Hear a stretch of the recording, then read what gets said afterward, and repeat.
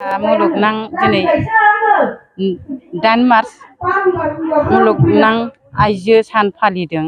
बे आइजो सान फालिनायाव जोंनि साराङाफारा माइनावस्रि दख'रानि सिङाव थानाय जोंनि आइजो अनसाय आफादा दिनै जोङो आइजो माहारिखौ बोरै सांग्रांथि लाबोनांगौ बिनि थाखाय जोङो नैबे आइजो मुलुगनां गौथुम आफादखौ जोङो दिनै हाबाफारि लानाय जादों। दा बिनि बेलायावनो जोङो आइजो माहारिखौ जोङो सांग्रां लाबोनाया जोंनि बिमा माहारिनि गोनांथिखा। बे बिमा माहारियानो जोङो गथ' गथाय एबा न'खर लानानै बा गासैबो गामि सिङाव थानाय आइजो माहारिखौ रोंनाय रोङैनि न'खराव संसार जानानै दं नालाय, बेनिखायनो जोङो जोंनि आइजो आफादा सांग्रांथियाव थाथों एबा सांग्राङै जोङो खौसेथियाव थाथों। जोंहा सांग्रां जायोबासो जोंनि गामियारि सिङाव थानाय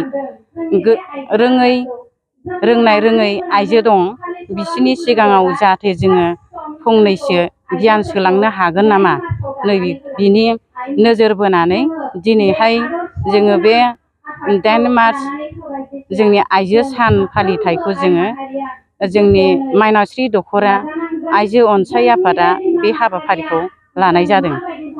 नालाय अख्राया अख्राखा, मोजाङा एसे बुंबानो लाजिनानै मानि मान बायदि लाखियो आरो आं मानि बेखिनिखौनो बुंनानै फोरमायनानै आं दिनाव सरकाराबो उन्दै बैसोआव हाबा होनाय बेखौ होबथादों। दा नोंसोर आइजो माहारि हिसाबै माबायदि होबथानायनि राहा लादों? जों बिनि थाखायनो दिनै जोङो माखासे ओरै माइनावस्रिनिफ्राय ओरै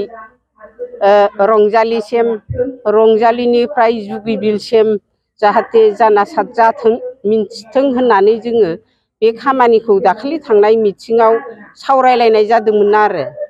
दा गामियारिनिफ्राय गोजान गोजान फैनायाबो लेट जाबाय, बिनिखायनो जोङो नै दिनै बे खामानिखौ थांखि लादोंमोनबाबो मावफुंनाय जायाखिसै आरो। देखियाजुलि बाथासिपुर हालामनि रायजो राजाफोरनि थाखाय गोनांथार फोसावथाय। देखियाजुलि बाथासिपुर हालामनि आबै सेन्टार साखाथियाव थानाय बर' बिजोंनि फरायसालि दानसोरां एकाडेमियाव 2025-2026 बोसोरनि थाखाय गोदानै फरायसाफोरनि मुं थिसननाया सोलिगासिनो दङ। बे फरायसालियाव थाखो बिथराइनिफ्राय लानानै थाखो 9सिम मुं थिसननो हागोन।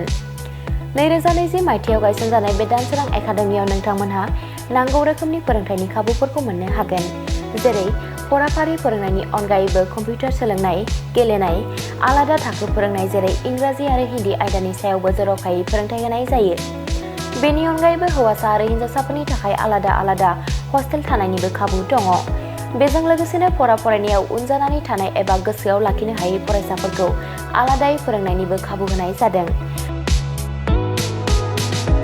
मख'नो गोनांदि बिथराइ थाखोनि मुं थिसननायखौ बेसेन लायालासे थिसननाय जादों। बेनिखायनो गोसो गुदुं दिथागिरि नोंथांमोनहा गाव गावनि गथ'फोरखौ दानसोरां एकाडेमियाव मुं थिसननो गोसो दङब्ला थिसननो हागोन। दानसोरां एकाडेमियाव मुं थिसननो थाखाय नोंथांमोनहा 977074575550 एबा 88764802118 जानबुं अनजिमायाव फोनांजाब खालामनानै सुलाद लानो हागोन।